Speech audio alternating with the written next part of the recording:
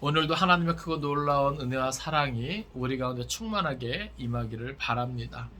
오늘 함께 나눌 말씀의 제목은 의를 위하여 박해를 받은 자입니다. 우리 한번 따라서 합시다. 의를 위하여 박해를 받은 자. 예. 오늘 본문은 이제 팔복의 마지막 8번째 복의 내용으로 우리에게 순교자의 고통의 축복을 보여주고 있습니다. 의를 위하여 박해를 받은 자는 복이 있나니 천국이 그들의 것임이라. 오늘 우리는 본문을 살펴보기 전에 헬라어 마르투스를 우리가 기억하기 원합니다.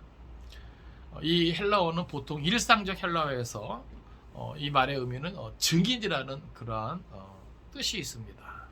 그런데 이 낱말은요 동시에 순교자라는 뜻도 의미하게 됩니다. 왜냐하면 그 당시 복음을 증거하는 모든 증인에게는요 순교자가 될 기회가 역시 언제나 있었기 때문에 그렇습니다. 그러니까 그 당시에는요 복음 때문에 내가 예수의 증인이다, 복음의 증인이다 그러면 그가 누구이든지 그는 순교자가 될 수 있었다라고 하는 거예요. 그래서 그 당시는요, 그러니까 어떻게 보면 이제 1세기죠. 초대교회 그 시대에는 증인 그러면 곧 순교자 이런 말이 통했다는 것이죠. 그래서 오늘 우리가 먼저 그것을 이해하고 오늘 본문이 그러한 순교자의 고통의 축복을 말해주는 그러한 복이라는 것을 우리가 기억하기 원합니다. 우리가 이제 팔복의 이제 마지막 복을 살펴보고 있는데요.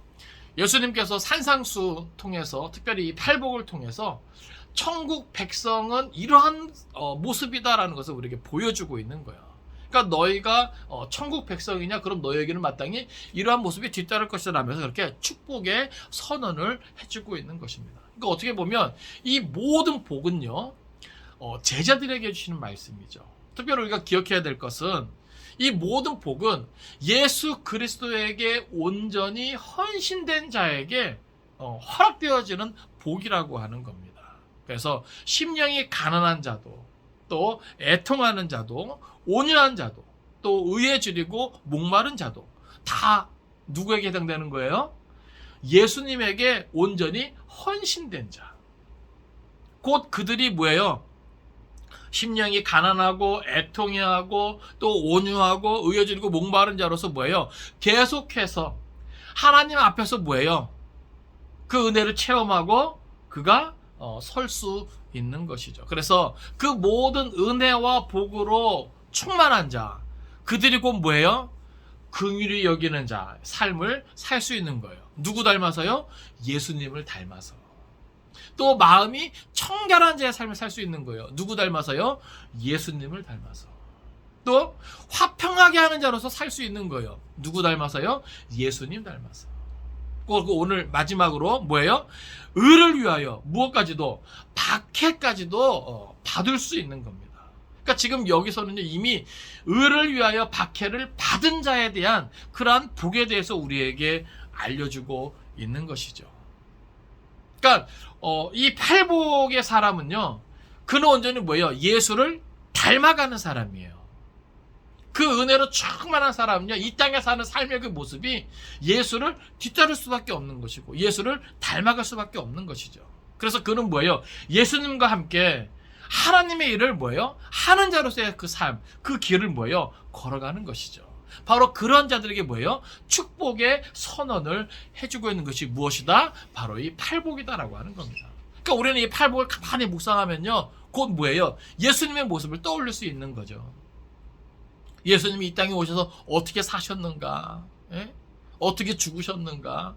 또 그의 제자들에게 어떤 삶을 원하시는가? 우리는 그것을 뭐예요? 느끼고 생각하게 되는 것이죠. 그래서 특별히 뭐예요? 작년 대강절 절기부터 올해 1월 우리가 한 달 가까이 계속해서 우리는 뭐예요? 이 팔복의 사람을 생각해 보고 있는 겁니다. 그러니까 저에게도 그런 마음의 소원이 있는 거예요. 저와 여러분 한 사람 한 사람이 이 팔복에 대해서 관심을 갖고 이 팔복의 모습이야말로 정말 예수님이 우리에게 원하시는 삶의 모습이다, 믿음의 모습이다, 제자의 모습이다라는 것을 우리가 꼭 기억하기 원합니다. 예수님께서 오늘 이 팔복의 마지막 복으로 의를 위하여 박해를 받은 자의 이 복을 선언해 주시는데, 특별히 이 당시에는요, 박해의 불가피성이 있었다는 것이죠. 그리고 여기에 대해서 예수님은요, 너무나 솔직하셔요. 우리 한번 성경 한번 찾아볼까요? 마태복음 16장 24절입니다. 마태복음 16장 24절입니다. 마태복음 16장 24절 우리 같이 읽겠습니다. 자, 시작. 이에 예수께서 제자들에게 이르시되 누구든지 나를 따라오려거든 자기를 부인하고 자기의 십자가를 지고 나를 따를 것이니라. 아멘. 자, 지금 예수님은 이 복을 말씀하시면서 박해가 반드시 있을 것이라는 그 말씀하시는 거죠. 그러니까 너무나 솔직하세요. 그러니까 어떻게 보면요, 예수님은요, 나를 믿는 자는 핍박이 없어진다, 이렇게 말씀하지 않는다는 거죠. 나를 믿고 따르는 자는 이 세상에서 가장 편안하고 가장 안락한 삶이 보장되어 있다, 이렇게 말씀하지 않으시는 거예요. 예수님은 진작부터 뭐예요? 십자가를 말씀하시는 거죠. 박해를 말씀하시는 거고 핍박을 말씀하시는 거죠. 네? 그러니까 머리둘 것조차 없는 그러한 예수님을 따르리만치 우리는 그렇게 정말 예수님을 따르게 되는 거예요. 예수님은 나를 따르면 정말 좋은 집과 많은 부귀 영화를 누릴 수 있다, 이렇게 말씀하신 적이 없거든요. 그러니까 우리가 이 축복의 선언의 이 배경을 우리는 알아야 되는 것이죠. 그러니까 의를 위하여 박해를 받을 자가 아닙니다. 앞으로 박해를 받을 자가 복이 있다는 게 아니에요. 이미 뭐예요? 박해를 받은 자에 대한 축복을 선언해 주시는 거예요. 이 당시 시적인 상황 속에서 이미 예수님께서는 당신을 따르는 자들의 삶은 어떠해야 된다는 것을, 그리고 어떠할 것이라는 것을 아주 솔직하게 정직하게 말씀해 주시는 거죠. 근데 이상하게 오늘날 예수 믿고 신앙생활하는 사람들은 꼭 무엇을 기대하고 추구합니까? 편안하고 잘 먹고 잘 사는 거. 그러니까 그것을 복이라고 이야기하고, 예수님은 오히려 뭐예요? 그 반대를 지금 복이라고 이야기하는 거들. 의를 위하여 박해를 받은 자는 복이 있다, 이렇게 말하고 있는 건데, 특별히 여기 의를 위하여라고 말할 때 여기서 말하는 의가 무엇입니까? 여기 11절 보면 뭐예요? 그것에 대한 보충 설명이 나오죠. 나로 말미암아, 이렇게 표현하고 있어요. 다시 말해서 의를 위하여라는 것은요, 곧 누구를 위하여입니까? 예수 그리스도를 위하여. 하나님과의 올바른 관계를 위해서 하나님 이 땅에 예수 그리스도를 보내주셨고, 예수 그리스도는 하나님과의 올바른 관계를 위해서 십자가에 죽기까지 자기를 다 내어주셨다는 것이죠. 곧 의를 위하여라고 하는 것은 예수 그리스도를 위하여, 예수 그리스도로 말미암아, 그 복음으로 말미암아라고 하는 표현인 것이죠. 그러니까 오늘 우리가 이 시대에 신앙생활하면서도 우리는 늘 하나님의 말씀에 근거해서 진짜 예수를 따른다는 것이 무엇인가, 예수를 위한다는 것이 무엇인가, 우리는 생각할 수 있어야 되겠고, 성경에서 말하고 있는 내가 예수를 따르고 예수를 위할 때 나는 어떠한 삶까지도 각오하고 결단해야 되는가, 우리는 성경을 통해서 그것을 우리는 생각할 수 있어야 됩니다.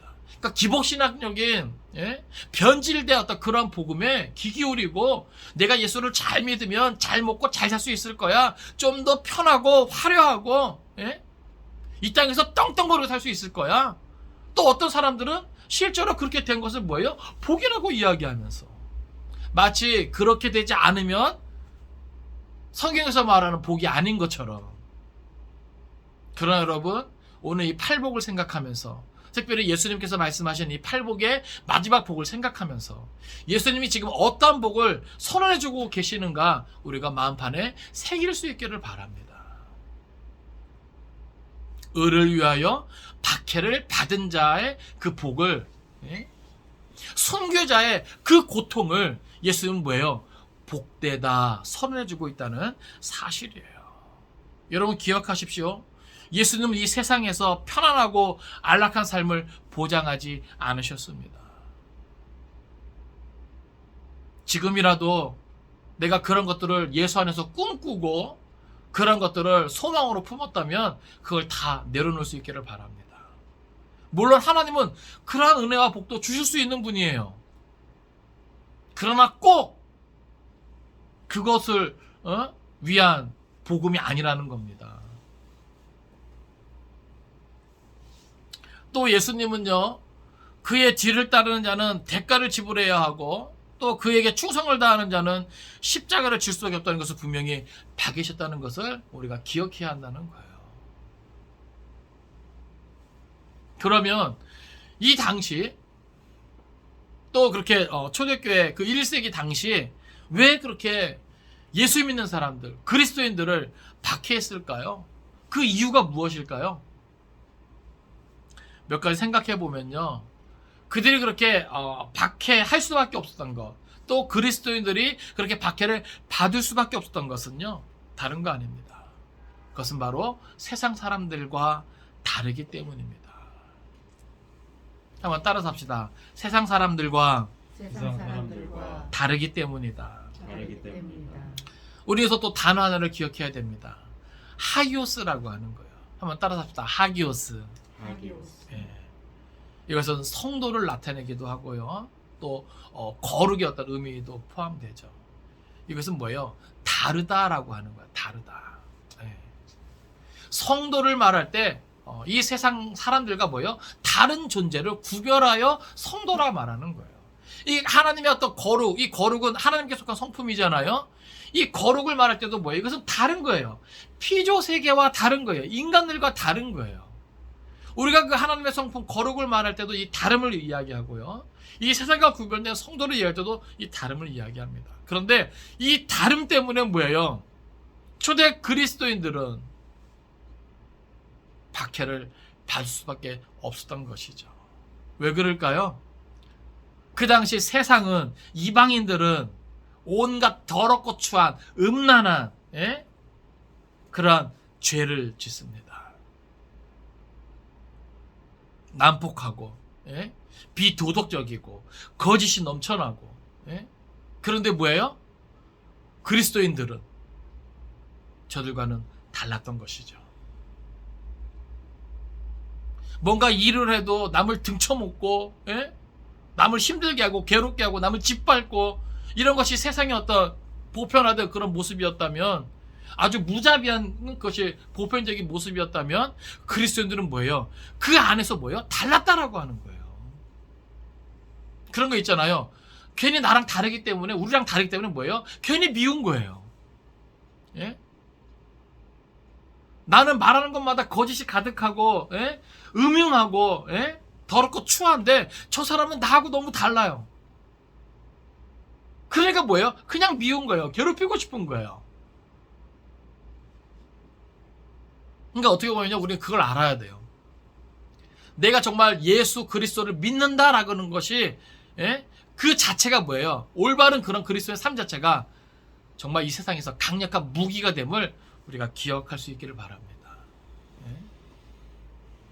어떤 신적인 어떤 특별한 어떤 그런 능력이 아니에요.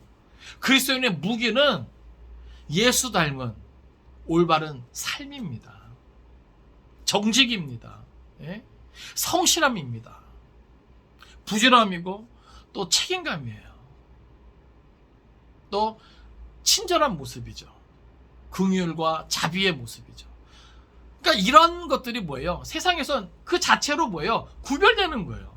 내가 뭔가 특별한 어떤 것을 해서가 아니라 그냥 신앙의 양심 따라, 예수님의 가르침 따라 나아가는 그 삶의 발자취 자체가 뭐예요? 세상과 다르기 때문에 예나 지금이나 뭐예요? 그리스도인은 미움을 받을 수밖에 없는 거예요.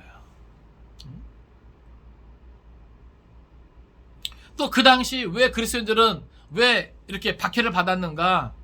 그것은 잘못된 오해 때문입니다. 그 당시 예수 믿는 사람들은 되게 위협을 많이 당했기 때문에 뭐예요?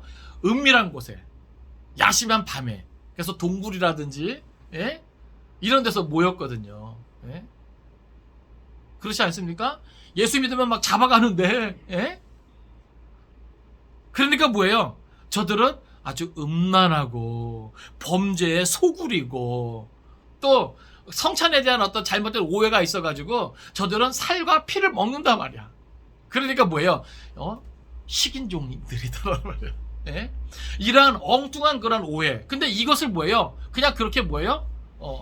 기정사실화 시키는 거죠. 그렇게 매도하는 거죠. 그러니까 뭐예요? 마치 우리가 이단 사이비 어떤 잘못된 어떤 그런 것에 대한 소식을 접할 때 어때요? 분노하잖아요. 그러한 분노가 일반 뭐예요? 대중들에게 있었던 것이죠. 그러니까 저기에 가면 뭐예요? 자식을 망치고 남편을 망치고 아내를 망치고 어떤 이런 사회적인 분위기가 뭐예요? 조성되어 있으니까 정상적인 경제활동이나 사회생활이나 어떤 그들의 어떤 신분, 지위 어떤 이런 것들이 이게 쉽지가 않았던 것이죠. 그러니까 뭐예요? 이러한 잘못된 오해 때문에 저들은 뭐예요? 매우 힘들었다는 것이죠. 괴롭힘을 당했다는 것이죠. 또 가장 큰 이유 중에 하나는 그 당시 황제 숭배와 정면으로 충돌했기 때문입니다. 저들은 뭐예요? 황제를 신으로 섬기잖아요. 근데 이것은 뭐예요? 십계명에 위배되잖아요. 예? 그렇기 때문에 그리스도인 집단을 완전히 그냥 이교 집단처럼 존재해서는 안 되는 그런 로마에 대한 뭐예요? 불법적인 어떤 그런 단체가 되어버린 것이죠. 그러니까 이런 여러 가지 이유들 때문에 뭐예요? 그 당시 예수를 믿는다는 이유만으로 복음을 증거한다는 그 이유만으로 그들은 뭐예요? 충분히 무엇이 될 수 있는 순교자가 될 수 있는 기회가 뭐예요? 흔했다 이 말입니다. 그러니까 이런 상황 속에서 예수님께서는요 이렇게 축복의 선언을 해주시고 계시는 거예요. 앞으로 그렇게 될 자기의 제자들에게, 자기의 사람들에게 어떻게 해요? 의를 위하여 박해를 받은 자는 복이 있나니. 할렐루야. 그러니까 여러분 이 말씀이 기록될 당시, 그쵸? 이미 그 1세기 그 교회 성도들은요 얼마나 많은 핍박 가운데, 얼마나 많은 박해 가운데 저들이 있었겠습니까? 그쵸? 그런데 이 팔복의 말씀을 들었을 때 저들이 얼마나 큰 위로를 받았을까요? 얼마나 큰 힘을 얻었을까요? 그쵸? 그렇잖아요. 우리도 그냥 평안하고 일이 잘 풀리고 모든 일이 좋을 때 신앙생활하는 건 크게 어렵지 않아요. 그쵸? 그러나 내 삶에 뭔가 어렵고 힘든 일이 자꾸 생기고 그러면 어때요? 신앙이 때로는 회의가 될 수 있지 않아요? 그러면 이 당시 이 초대 그리스도인들에게는 이 마태복음이 기록될 당시 이 성도들에게는요 얼마나 더 힘듦이 있겠습니까? 그런데 예수님께서 딱 이렇게 말씀하셨다는 거예요. 의를 위하여 박해를 받은 자는 복이 있나니. 내가 지금 박해를 받고 있는데, 내가 지금 이렇게 어려움을 당하고 있는데, 그러면서 뭐해요? 11절을 보니까 나로 말미암아 너희를 욕하고 박해하고 거짓으로 너희를 거슬려 모든 악한 말을 할 때에는 너희에게 복이 있나니. 할렐루야. 그러니까 오늘은 이 말씀을 통해서 뭐예요? 우리가 이 박해를 어떻게 받아들여야 되는가 생각할 수 있어야 되는 거죠. 첫째는 여기 12절 보세요. 뭐라고 나와 있습니까? 기뻐하고 즐거워하라. 할렐루야. 여러분 기뻐하고 즐거워하라는 거예요. 와, 여러분 이게 쉽게 이해가 됩니까? 나를 욕하고 나를 박해하고 나를 거짓으로 막 거슬리게 하고 모든 나를 힘들게 하는 그런 일들로 인해서 오히려 기뻐하고 즐거워하라는 거예요. 이게 그리스도인의 삶이라고 하는 거예요. 이게 천국 백성의 모습이라고 하는 겁니다.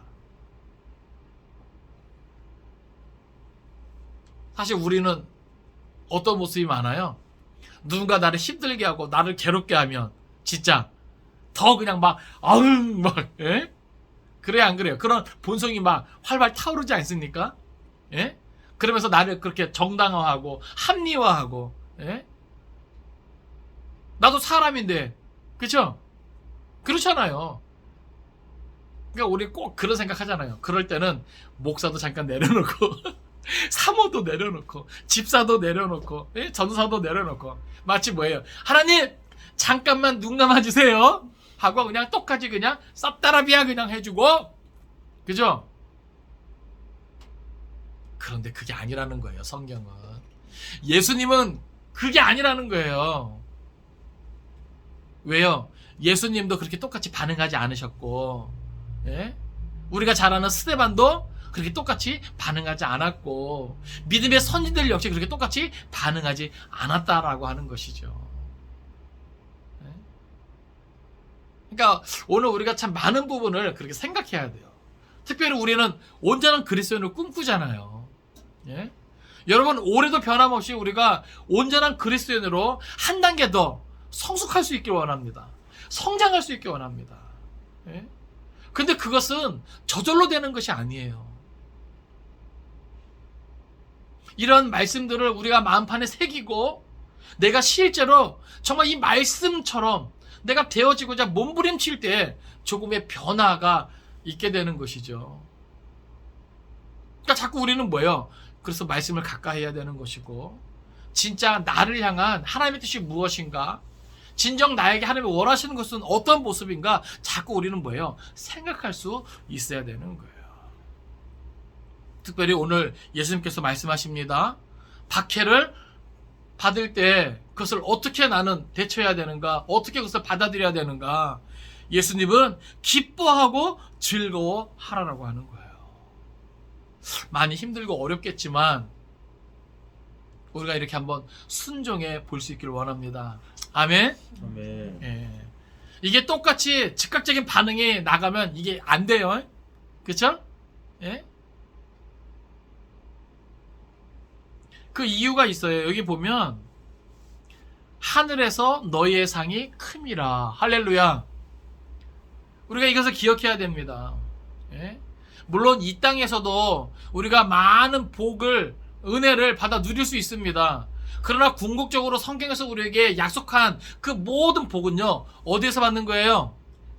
어디에서 받는 거예요? 하늘에서 받는 거예요. 그러니까 너무 여러분 현실적인 복에 너무 매달리지 마세요. 아시겠어요? 그러니까 어떻게 보면 이 땅에서 하는 거는요, 우리가 수고한 대로 하나님의 은혜가 있으면요, 그렇게 그냥 먹고 사는 것이죠. 또 하나님의 특별한 은혜가 있으면 남들보다 더 잘 먹고 잘 수도 있는 거겠죠. 그러나 너무 거기에 연연하지 마세요. 그리스도인은 궁극적으로 뭐예요? 이 땅에서 영원히 사는 사람들이 아닙니다. 이 땅을 무엇처럼? 나그네처럼 사는 사람이 뭐예요? 그리스도인이에요. 우리가 영원히 구할 곳은 어디라고 인정하는 거예요? 하나님 나라라고 하는 것이죠.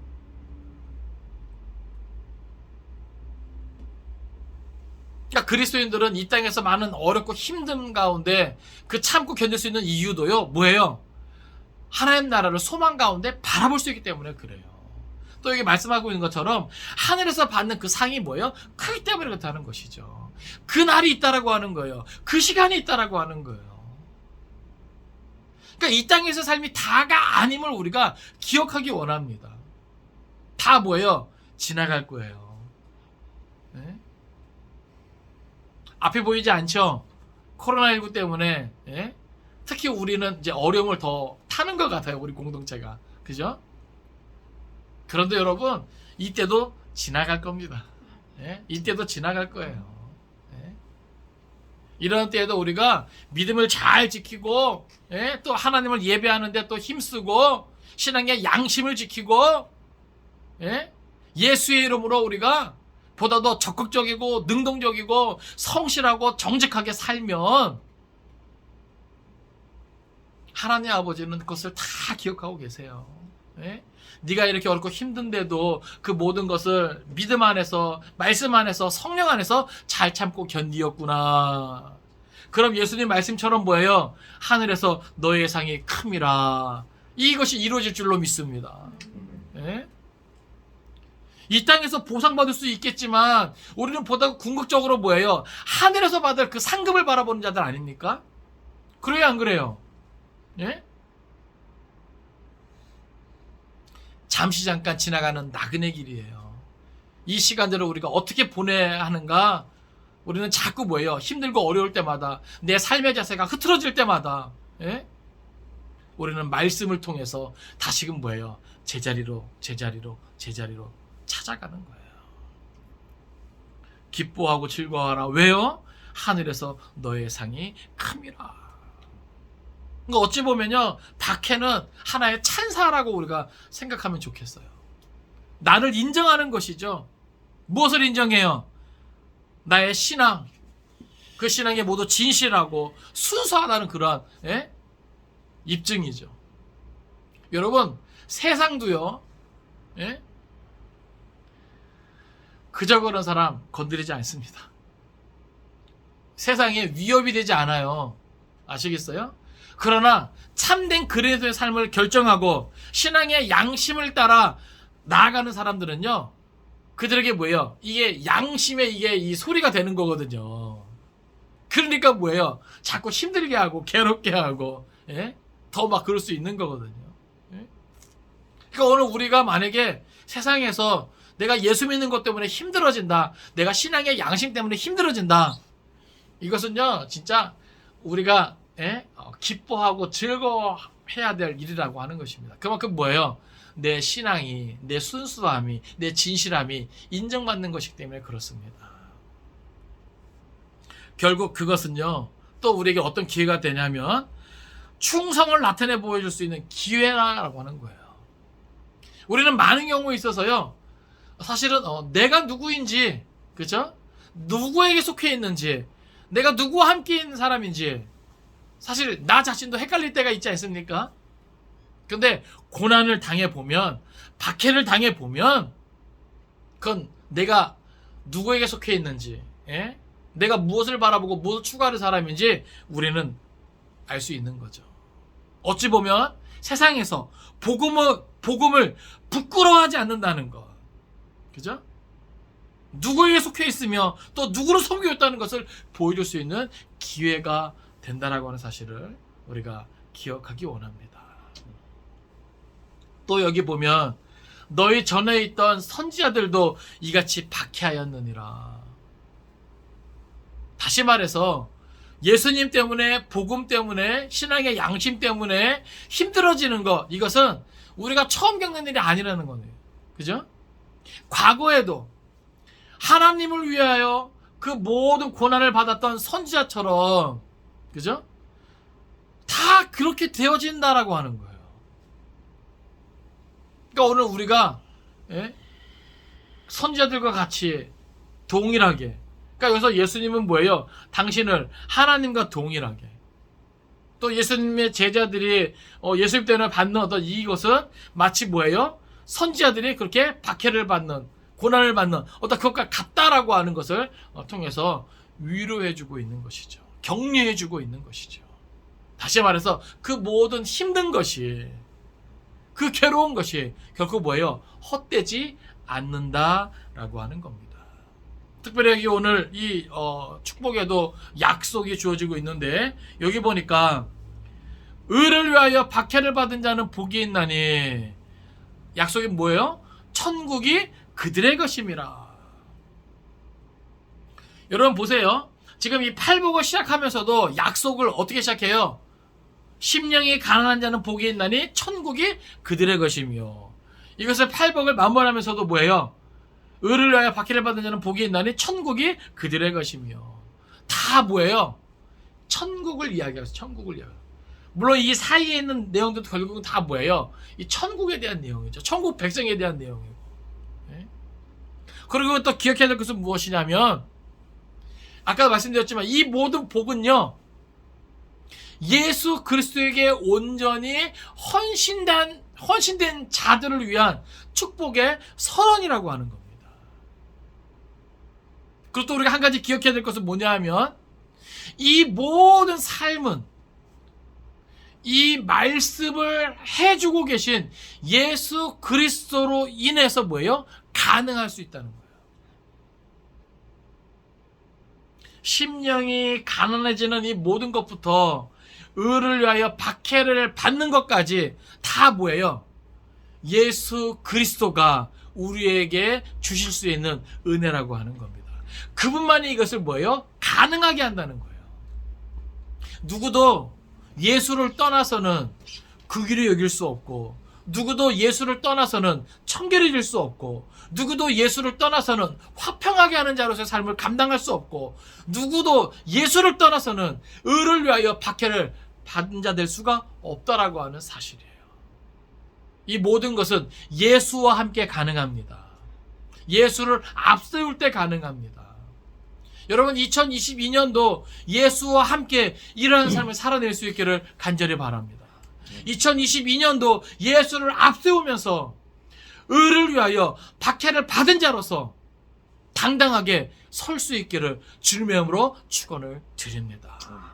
이것이 바로 예수님께서 우리에게 기대하시는 모습이라고 하는 거고, 또 세상이 교회에게, 그리스도인들에게 기대하는 모습이라고 하는 거예요. 2022년도 많은 계획이 있을 겁니다. 그러나 무엇보다 저는 팔복의 사람을 마음에 품고 이렇게 되어질 수 있기를 주님의 이름으로 축원을 드립니다. 아멘. 기도하겠습니다.